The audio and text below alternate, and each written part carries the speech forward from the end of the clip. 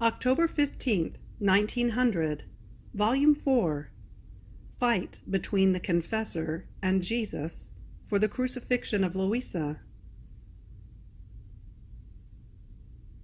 This morning, after I received communion, blessed Jesus let me hear his voice saying, "My daughter, this morning I feel all the necessity to be refreshed. Oh, please take my pains upon yourself a little bit, and let me take some rest in your heart." And I, "Yes, my good, let me feel your pains, and while I suffer in your place, you will have all the ease to be able to refresh yourself and take some sweet rest. I only ask of you to wait a little longer until I remain alone, so that no one may see me suffer, because it seems to me that the confessor is still here." And he, "What does it matter if Father is present? Wouldn't it be better if, instead of one, I had two refreshing me? That is, you suffering, and he concurring with me, with my same intention." At that moment I saw the confessor placing the intention of the crucifixion, and immediately, without the slightest hesitation, the Lord shared with me the pains of the cross. Then, after I was in those sufferings for a little while, the confessor called me to obedience. Jesus withdrew, and I tried to submit to the one who commanded me, when in one instant my sweet Jesus came back again, wanting to subject me to the pains of the crucifixion for a second time. But Father did not want it. When I would conform to Jesus, that is, to suffering, Jesus would come.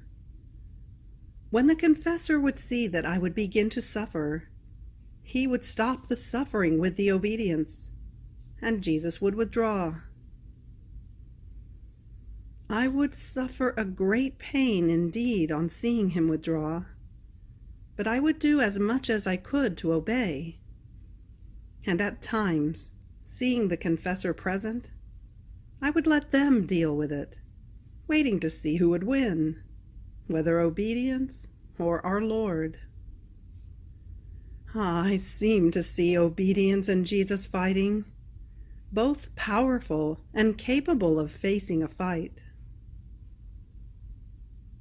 After they fought well, as I tried to see who was winning, the Queen Mamma came, who, drawing near Father, said, "My son, this morning in which he himself wants her to suffer, let him do. Otherwise none will be spared the chastisements, not even in part." At that moment it was as if Father was distracted in going on with the fight, and Jesus, the winner, subjected me to the pains again, but with such vehemence and bitter spasms that I myself do not know how I remained alive. When I thought I was dying, obedience called me again, and I just barely found myself inside myself. Blessed Jesus, being refreshed but not yet content, upon coming back, wanted to repeat it for the third time. However, arming herself with strength, this time obedience won, and my beloved Jesus was defeated. In spite of this, every now and then he would try. Who knows, he might win again. So much so that he gave me no respite, and I had to say, "But my Lord, keep still a little bit, and leave me alone. Don't you see that obedience has armed herself and does not want to yield to you? So have patience, and if you want to repeat it the third time, promise me that you will let me die." And Jesus, "Yes, come." I told this to Father, and also in this obedience was inexorable, even though my sweet good was calling me, saying, "Luisa, come." I said he was calling me, but the answer was a curt no. What a nice obedience this is, since she wants to act in everything and over everything like a señora. She wants to meddle in things which do not belong to her, like dying. Besides, how nice, exposing a poor unhappy one to the dangers of dying, letting her touch the harbor of eternal happiness with her own hand, and then to show that she can act like a señora in everything. By dint of the strength she possesses, she holds her back and makes her lie in the miserable prison of her body. And if one asks, why all this? First, she does not answer, and then in her mute language she tells you, why? Because I am a señora, and I have empire over everything. It seems that if one wants to be at peace with this blessed obedience, it takes the patience of a saint. Not only that, but the patience of our Lord himself. Otherwise one would be in continuous frictions with her, because this is about her wanting to touch the extremes. So seeing that he could win nothing, the blessed Lord calmed down at the obedience and left me alone. He mitigated the pains I was suffering and said to me, "My beloved, in the pains you have suffered, I wanted to have you experience the fury of my justice by pouring it upon you a little bit. If you could see with clarity what point men have made it reach, and how the fury of my justice has armed itself against them, you would tremble like a leaf, and would do nothing but pray me to pour the pains upon yourself." Then he seemed to sustain me in my sufferings, and to cheer me he said, "I feel better, and you?" And I, Lord, who can tell you what I feel? It seems to me as if I had been crushed inside a machine. I feel such exhaustion of strength that if you do not infuse vigor in me, I cannot come round. And he, "My beloved, it is necessary that you feel the pains with intensity, at least once in a while. First, for yourself, because as good as a piece of iron may be, if it is left for a long time without putting it in the fire, it always comes to contract a little bit of rust. Second, for me, because if I did not unload myself upon you for too long, my fury would become so ignited that I would have no regard for the world, nor would I spare it in the least. And if you did not take my pains upon yourself, how could I maintain my word of sparing the world the chastisements in part?" After this, the confessor came to call me to obedience, and so I returned inside myself. October 15th, 1911, Volume 10. She praised Jesus to burn everyone with love. This morning, blessed Jesus made himself seen, burning with love. The breath that came out of him was so inflamed that it seemed to be enough to burn everyone with love, if they wanted. So I said to him, "Jesus, my love, how burning is your breath! Burn everyone. Give love to everyone, especially to those who want it." And he, "Burn all those who approach you." And I, "How can I burn them if I myself am not burned?" At that moment, it seemed that he wanted to speak about chastisements, And I, you really want to be impertinent. Not now. We will think about it later. Then it seemed that the saints were praying my sweet Jesus to be allowed to take me to heaven with them. And I, see, Jesus, how good the saints are, that they want to take me with them. Not you. It's not that you are not good, but you are not good with me because you do not take me. How cruel everyone is. There is no greater cruelty than this, wanting to keep me bound to the earth. Jesus withdrew, leaving me so very ugly. October 15th, 1919, Volume 12. The living in the divine will brings with it the state of security. Continuing in my usual state, I was thinking, how can it be? I am so bad. I am good at nothing. With the privations of my Jesus, I have reduced myself to such a state as to make even stones cry, if this could be seen. But in spite of this, no doubts, no fears, either of judgment or of hell. What a horrifying state is mine! While I was thinking of this, my lovable Jesus moved in my interior and told me, my daughter, as soon as the soul enters my volition and decides to live in it, all doubts and fears depart from her. It happens as to a daughter of a king, who, no matter how much people say that she is not the daughter of her father, pays no attention. On the contrary, she keeps on going, proud, saying to everyone, "It is useless for you to say the contrary, or to put doubts and fears in me. I am the true daughter of the King. He is my father. I live with him.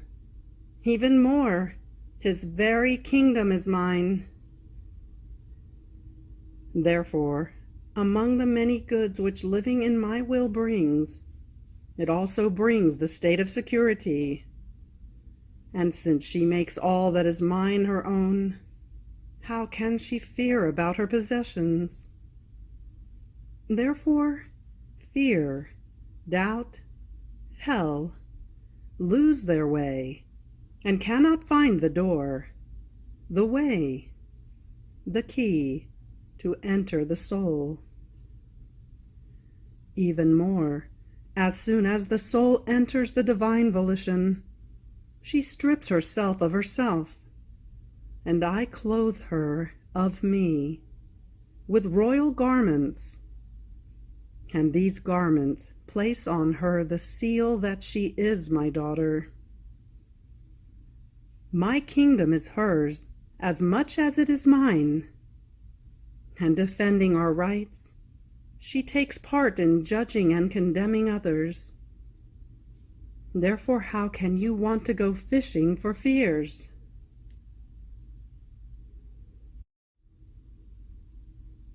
October 15th, 1926, Volume 20.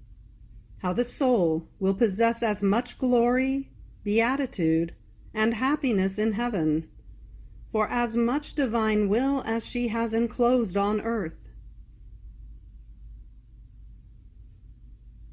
Continuing my usual round in the supreme will, I was saying to myself, my Jesus, your will embraces and encloses everything, and I, in the name of the first creature who came out of your creative hands, up to the last one who will be created, intend to repair for all the oppositions of the human wills made against yours, and to take within me all the acts of your adorable will that creatures have rejected, in order to requite them all in love and adoration, in such a way that there may be no act of yours without the correspondence of one act of mine, so that in finding my little act, as though bilocated in each one of your acts, you may be satisfied, and may come to reign triumphantly upon earth.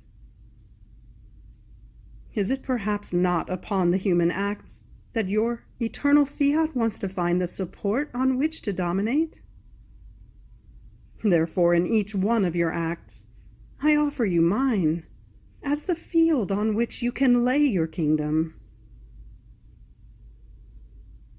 Now, while I was thinking and saying this, my always lovable Jesus moved in my interior and told me, "Little daughter of my will, it is just, it is necessary, it is a right of both sides, both yours and of my will, that one who is its child follow the multiplicity of the acts of my will, and that my will receive them into its acts.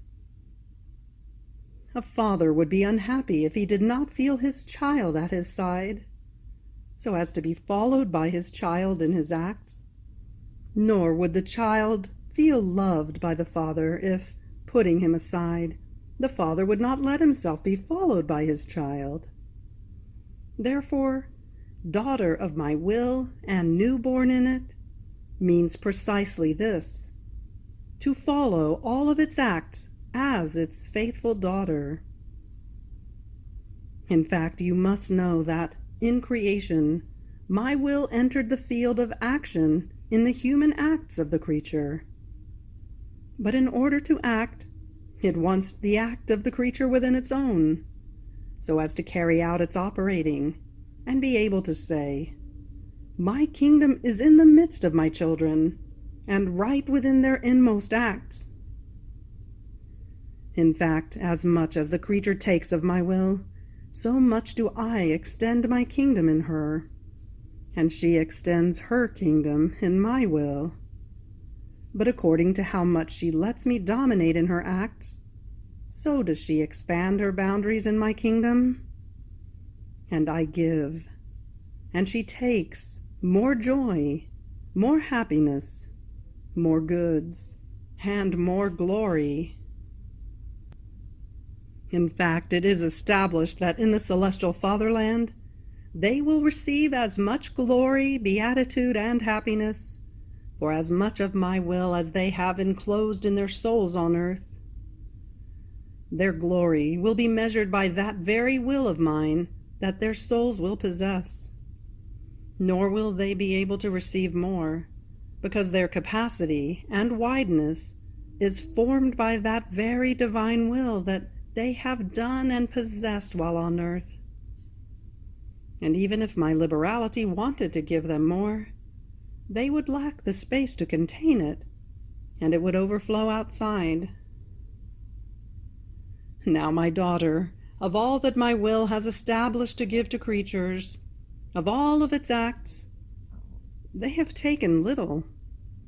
They have known little until now, because its kingdom has not only not been known, but not even possessed. Therefore, in heaven, it cannot give all its complete glory, or all the joys and happiness it possesses, because it finds itself in the midst of children who are incapable and of small stature.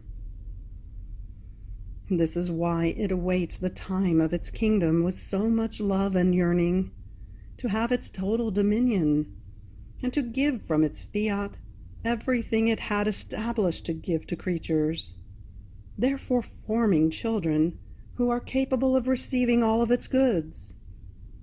And only these children will make the glory for all the blessed, for the children of the kingdom of my will be completed in the celestial fatherland, because they have enclosed what my will wanted, giving it free field of action and of dominion. Therefore they will have the essential glory, as they will have the capacity and the space to contain it, and through them the others will have the accidental glory. and altogether they will enjoy the complete glory and the full happiness of my will. So the kingdom of the supreme Fiat will be the full triumph of heaven and of the earth. Then I was thinking to myself, in the Our Father, our Lord teaches us to pray, your will be done. Now why does he say that he wants us to live in it? And Jesus, always benign, moving in my interior, told me, my daughter, your will be done, that I taught in the Our Father, meant that all were to pray that they might at least do the will of God. And this is for all Christians, and for all times. Nor can anyone call himself a Christian if he does not dispose himself to do the will of his celestial Father. But you have not thought of the other addition that comes immediately after. On earth, as it is in heaven. On earth as it is in heaven means to live in the divine will. It means to pray that the kingdom of my will may come on earth in order to live in it. In heaven, they not only do my will, but they live in it. They possess it as their own thing, and as their own kingdom. And if they did it, but did not possess it, their happiness would not be full, because true happiness begins in the depth of the soul. To do the will of God does not mean to possess it, but to submit oneself to its commands, while to live in it, his possession. Therefore, in the Our Father, in the words, your will be done, is the prayer that all may do the supreme will. And in on earth as it is in heaven, that man may return into that will from which he came, in order to reacquire his happiness, the lost goods, and the possession of his divine kingdom. October 15th, 1929, Volume 27. How all are in waiting for the narration of the story of the divine will.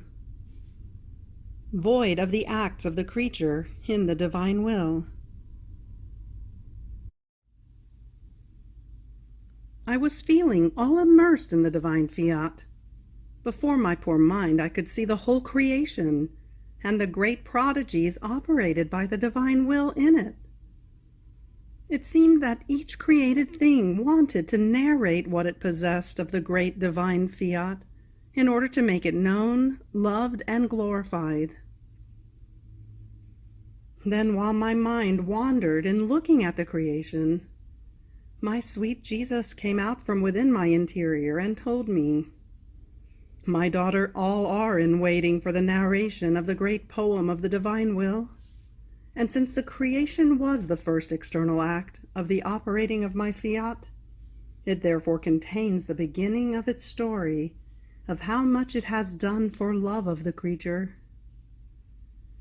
This is the reason why, wanting to tell you the whole story of my divine volition, I enclosed in it the whole story of creation, with so many details and simple and special ways, so that you and all might know what my divine Fiat has done, and what it wants to do, and its just rights in wanting to reign in the midst of the human generations.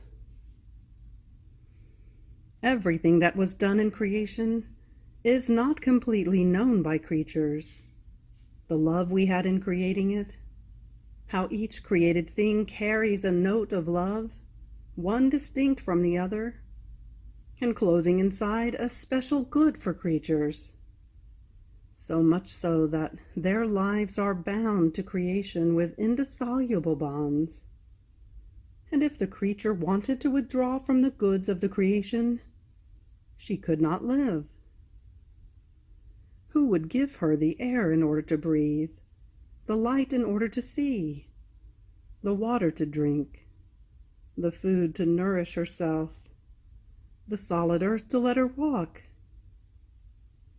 And while my divine will has its continuous act, its life and its story to be made known in each created thing, the creature ignores it and lives from it without knowing it. And so this is why all are in waiting, creation itself, wanting to make known a will so holy. And by my having spoken to you with so much love about creation itself, and of what my divine fiat does in it, creation shows its great desire of wanting to be known better. More so, since a good that is not known brings no life, nor the good it contains. Therefore, my will is as though sterile in the midst of creatures, nor can it produce the fullness of its life in each one of them, because it is not known. After this I felt an interior force within me that wanted to follow all the acts that the divine fiat had done in creation and redemption. But while I was doing it, I thought to myself, what is the good I do in wanting to follow the divine volition in everything? And my beloved Jesus added, my daughter, you must know that everything that my divine will has done, both in creation and in redemption, it has done for love of creatures, and so that creatures, by knowing it, would ascend into its act in order to look at it, love it, and unite their act to its own, so as to keep it company, and place even just one comma, one point, one gaze, one I love you, on the so many works and divine prodigies that, in the ardor of its love, my fiat has done for all. Now, when you follow it in its acts, it feels your company.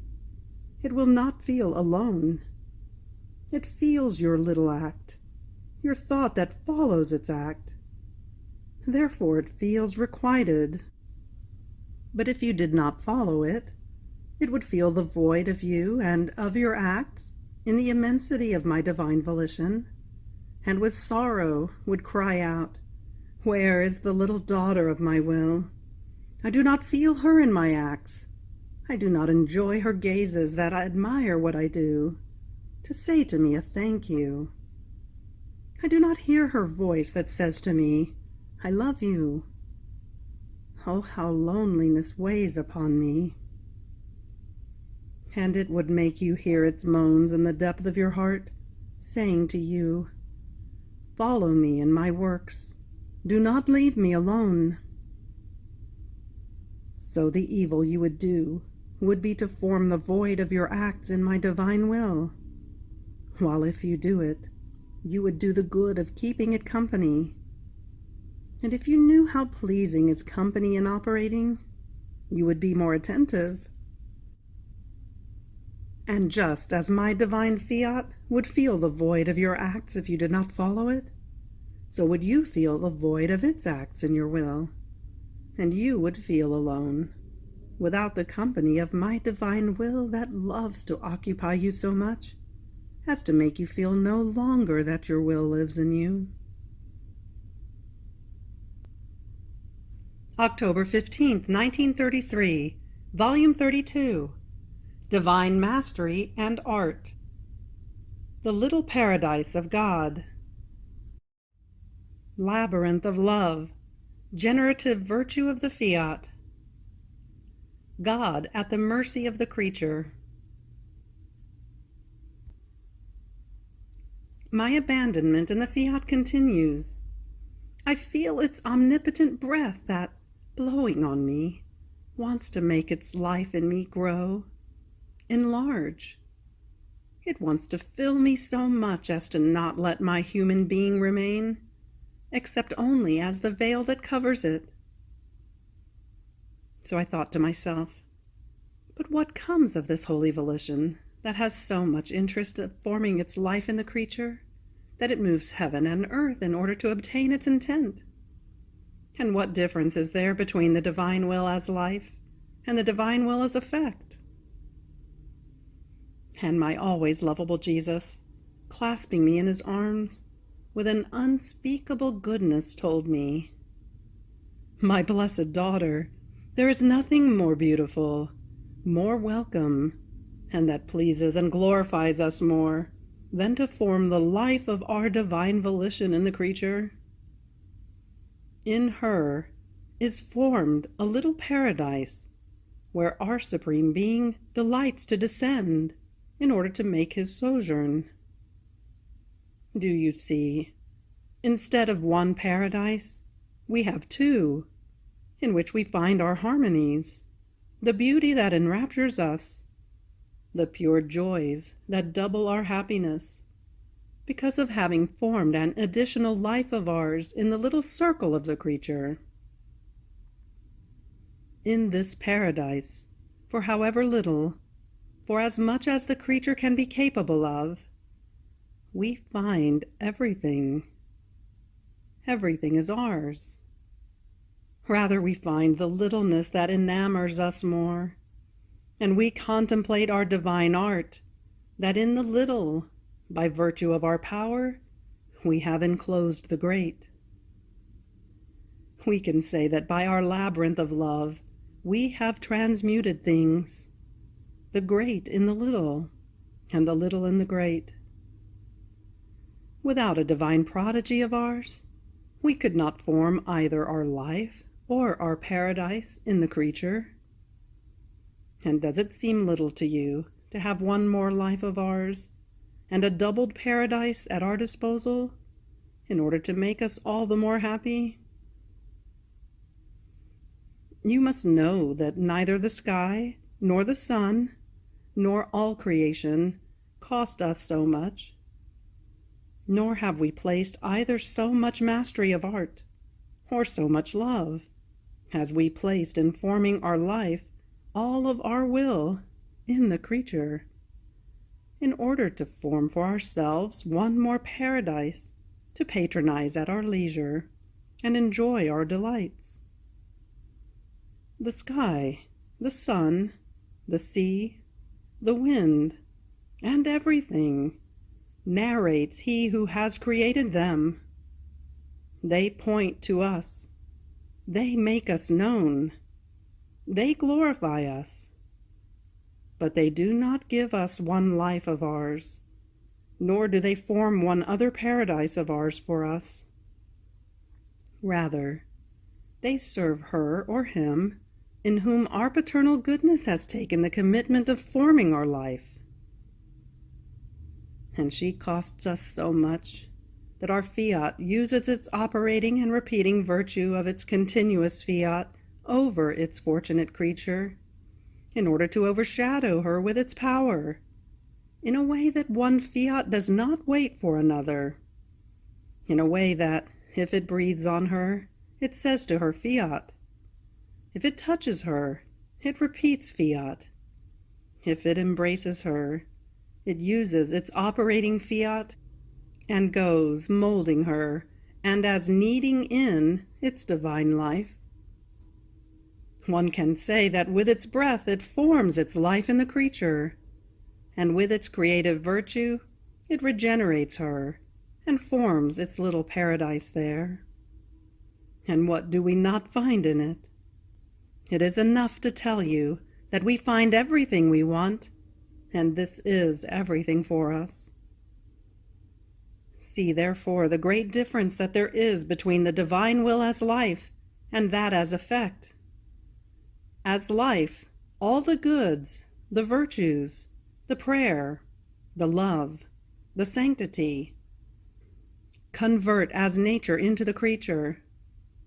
They are springs that form in her, that always rise in a way that she feels in herself the nature of love, of patience, of sanctity, as she naturally feels the mind that thinks, the eye that sees, the mouth that speaks. There is no effort in this, because God has given them as nature, and she feels owner to make use of them as she wants.